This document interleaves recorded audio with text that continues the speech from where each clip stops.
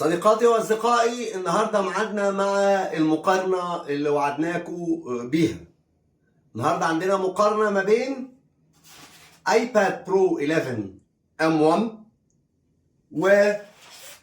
وسامسونج S7 بلس، تابلتين ينتمون لعصر 2021، لكن لو هدفع فلوس في واحد فيهم ادفع في مين؟ انا وصديقي زعبولة قعدنا فترة بنستعمل التابلتين دول تقريبا سنة في الاتنين، وكنت حابب اقول لكم اشتري مين وما اشتريش مين. طيب خليني الاول احكي لكم انا بستعمل اي تابلت منهم ازاي.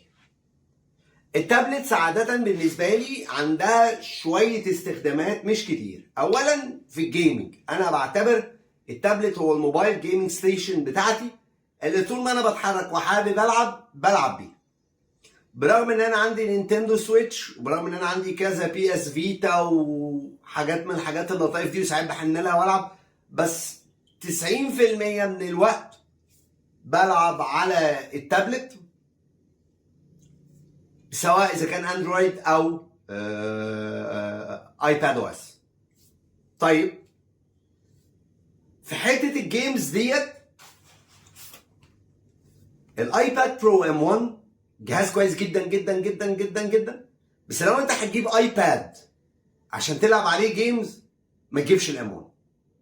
هات الاي 12 او الاي 13 او 14، مش هيفرق كتير على الام 1 وما تدفعش فلوس كتير في الام 1. زائد انه الام 1 هنا مش فارق كاداء، انت بتدفع زي ما قلنا فلوس على الفاضي، لكن جيمز ومكتبه العاب ايباد او اس واي او اس ملوش مثيل. بالنسبه للجيمز على السامسونج، اندرويد فشل فعليا على التابلت، وهي دي المشكله الحقيقيه. يعني لما تيجي تقول لي اشتري مين فيهم، المشكله في الاندرويد تابلتس والاندرويد نفسه. المكتبه مش كبيره قوي والسوفت وير مش مطور للتابلتس، بس هنا اللعب تحفه.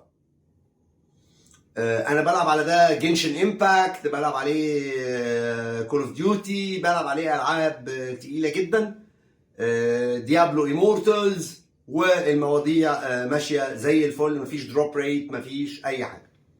يبقى بالنسبه للعب ده ولا ده، الموضوع له علاقه بمكتبه الالعاب. لو انت شايف انه مكتبه العاب اي او اس وهي فعليا الاكبر فهتروح ناحيه ده، لكن كمان مكتبه اندرويد لا يستهان بيها، و بس هتلاقي لعب على الاي او اس مش هتلاقيها على الاندرويد، لكن قليل قوي ان في لعب على الاندرويد ما تلاقيهاش على اي او اس. ففي الالعاب هروح لده عشان مكتبه العاب. تاني استخدام للتابلت عندي هو القرايه، وهنا بستعمل شويه برامج للقرايه، لان انا بقرا 3 حاجات: يا اما بي دي افس، ودي بستعمل فيها برنامج اسمه اكسودو انا بحبه قوي، او بستعمل سي بي زي او كوميكس، وهنا بستعمل برنامج اسمه كوميك فيور على الاثنين. وممكن اقرا اي بوكس، سواء اذا كانت ايباد فبيجي بابل اي بوكس، او هنا بستعمل حاجه زي اي اي بوك ريدر زي بتاع امازون، زي بتاع كوبو، اي حاجه.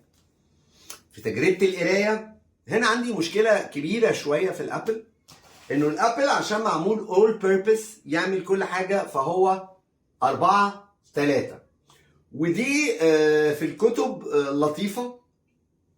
الوزن الاثنين في وزن واحد، رغم ان ده 11 وده 12 و3. وان كنت بحس ساعات انه السامسونج اخف، الابل تقيل شويه، بس الابل في القرايه لطيف مش وحش خالص، سواء في قرايه الكوميكس او، ودي بقراها كتير قوي يعني من دول، برجع اقرا اتاك اون تايتنز كل المانجا، او في قرايه الكتب، او في قرايه المجلات في شكل بي دي اف او في شكل زينيو مثلا. هنا برضو نفس العمليه، ولاحظ انه السامسونج معمول عشان يستخدم بالعرض، الابل معمول عشان يستخدم بالطول، حتى من موضوع مكان الكاميرا، مكان كاميرا الابل هنا بينما مكان كاميرا السامسونج هنا، فده معمول عشان يستخدم بالعرض. ده في القرايه حلو قوي، في البي دي افس لانه مساحته اكبر فالطف، في الكوميكس، وكمان في الاي بوكس. وبستعمل هنا في كذا سوفت وير للاي بوكس، ممكن نبقى نعمل حلقه كامله على الاي بوكس. ففي القرايه هفضل ده السامسونج. يبقى في الجيمز بفضل الابل، في القرايه بفضل السامسونج. الحاجه الثالثه وهي الميديا كونسومشن، ان انا اتفرج على افلام عليه او اسمع مزيكا. هنحط لكم تجارب الصوت في الاخر كالعاده ما بين الايباد وما بين السامسونج على مزيكا واحده هنبقى منزلينها على اليوتيوب اسمها كراب ريف، وهتسمعوا الصوت كويس وانتوا قرروا لوحدكم. بس هنا عشان برضو الفكره انه 4:3، فانت لو بتتفرج على افلام هتلاقي فيه شريطين صوت هنا تقريبا واخدين تلت الشاشه، تقريبا مجموعهم تلت الشاشه. الصوت عندك 4 سماعات وحلوين قوي قوي قوي قوي قوي قوي قوي. الشاشه LCD فمعقول. هنا بقى يتالق اخونا السامسونج ب4 سماعات برضو، اللي عاملهم له EKG بتوع اللي ظابط الصوت، فالصوت حلو قوي قوي قوي. تيجي عندك لانه الجهاز اصلا مبني 16:9 اللي هي الفورمات بتاعت السينما، فمش هتلاقي بار اسود كبير، وبالتالي هتستمتع بافلامك مفيش مشاكل. طيب التألق بالنسبه للسامسونج هو الشاشه. هنا في الابل LCD، هنا سوبر اميلد، الاسود هنا تحفه وهتشوفوه وهتحسوا فرق كبير جدا جدا جدا. لو بتتفرج على افلام كتير وعايز تابلت للفرجه على افلام، الاس 7 بلس او الاس 8 بلس والترا هتلاقيهم كويسين قوي، بس الالترا شويه لانه شاشه 14 بوصه، مش عارف ازاي يبقى تابلت، يعني ده لابتوب اصلا ماشي. بس انا برضو عندي تابلت اكبر منه اللي هو بتاع التابلت، الجزء بتاع التابلت اللي موجود جوه مايكروسوفت سيرفيس بوك 2. ففي المالتي ميديا ده يكسب سامسونج. طيب برودكتيفيتي، ابل بتحاول تسوق ده كمان ان ده يبقى كمبيوتر المستقبل وفي برودكتيفيتي، وعشان كده حطوا فيه البروسيسور الام 1. وكان طلب مني حد زمان اقارن بين الاثنين في الفيديو اديتنج والفوتو اديتنج.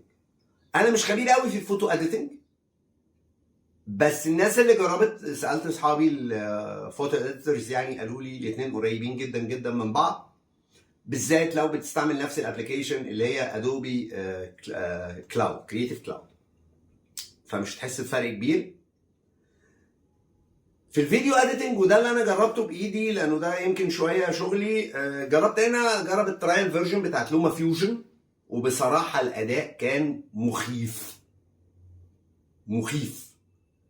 الام 1 الايباد برو بسرعه الماك بوك برو ام 1، لان انا عندي واحد ام 1 برضه. ف قله ادب اول ذا واي، قله ادب اول ذا واي. تحفه، اداء خرافي، اسرع من ماك بوك كتيره في الفيديو اديتنج بالذات في ال 4K. هنا للاسف لانه مفيش على اندرويد لوما فيوجن، بس استعملت سوفت وير اسمه كاب كات، وبصراحه ما كانش عندي مشاكل خالص. انا بستعمل النسخه الفري هنا على الاندرويد، وما كانش عندي مشاكل خالص خالص خالص. فده في الفيديو اديتنج وفي الفوتو اديتنج. الجزء الرابع والاخير اللي بستعمل فيه اي تابلت هو شويه برودكتيفيتي، ان انا اضطر اشتغل عليه او بشتغل عليه. هنا عندك مشكله في ابل، ما زال لسه ايباد او اس 16 احنا مستنيينه ينزل بحاجات جديده شويه، او اللي جاي بقى يعني الفيتشرز اللي جايه، فكره انه ده يتوصل بشاشه، يبقى شاشه خارجي ويبقى كانه كمبيوتر. ده 1 2 الفايل، يا ابل نبوس ايديكم الفايل مانجر يعني طلع يلا. فدي مشكله مع الابل. المشكله دي مش موجوده في سامسونج، لان سامسونج عنده حاجه لطيفه جدا في البرودكتيفيتي اسمها سامسونج داكس. وداكس ده بيخلي شكل التابلت ده زي اللابتوب بالظبط. على فكره الاثنين بيتباعوا بكيبوردز، والاثنين تقريبا الكيبوردز اسعارها الاوريجينال متساويه. انت بتتكلم في ابل مش عارف 6000 7000 جنيه دلوقتي، ده 5000 جنيه بس. يعني انا شغال في الاثنين بكيبوردز ديت، وبوصلها بالدونجل دنجول بتاعي ده اللي هو بتاع كل اليو اس بيز بتاعتي، وبعدين بشغل بلوتوث ماوس زي دي، فخلاص ما عنديش مشكله. او حتى ممكن بستعمل مع الابل، عندي كيبورد قديمه بلوتوث بتاعت ابل، وبستعمل كيبورد كانت عندي برضو من مايكروسوفت شغال. بس انا في رايي ان في البرودكتيفيتي بالذات في الاوفيس والحاجات دي انا اميل للسامسونج، لانه ببساطه شديده حته الداكس بتخليه لابتوب اكتر، وفعليا الاندرويد في البرودكتيفيتي لانه مفتوح احسن شويه. السبورت للاقلام، القلم بيجي مع الاس 7 بلس ببلاش، بينما القلم هنا في ابل مضطر تشتريه وبرقم محترم. ففي تقييم البرودكتيفيتي في رايي الشخصي انه سامسونج معايا انا كايمن احسن بكتير من ابل.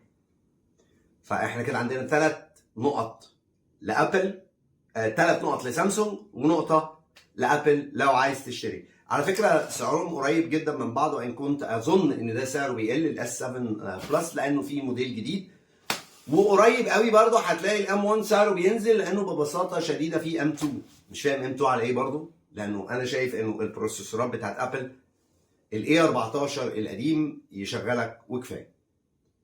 انتوا رايكم ايه في اللي انا قلته ده؟ اتمنى اكون قلت حاجه مفيده، وقولوا لي رايكم، هل انتوا متفقين معايا ولا مختلفين معايا في الكومنتات تحت في احسن تابلت تقدر تدفع فيه فلوس، اس 7 ولا ايباد برو ام 1؟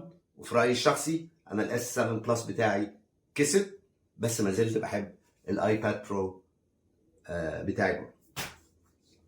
اتمنى اكون قلت حاجه مفيده الاسبوع ده، واشوفكم على خير الاسبوع الجاي، واعتذر لو الحلقه كانت طويله. يجعل اسبوعكم حلو زي قلوبكم.